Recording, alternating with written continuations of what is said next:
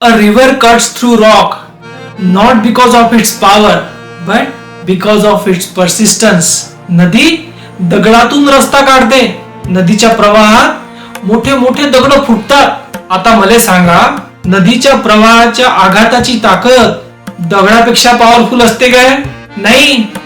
पण नदी एवढा वेळ आघात करते की दगडाला तडा जाते. सुविचार आवडला असेल तर व्हिडिओला लाईक आणि चॅनलला सबस्क्राईब करा. काऊन की असे ढिगाने सुविचार येऊन राहिले या चॅनलवर. हा प्रेरणादायक विचार जिम वॉटकन्स यांचा आहे. अमेरिकेतले लय मोठे बिझनेसमॅन आहेत ते.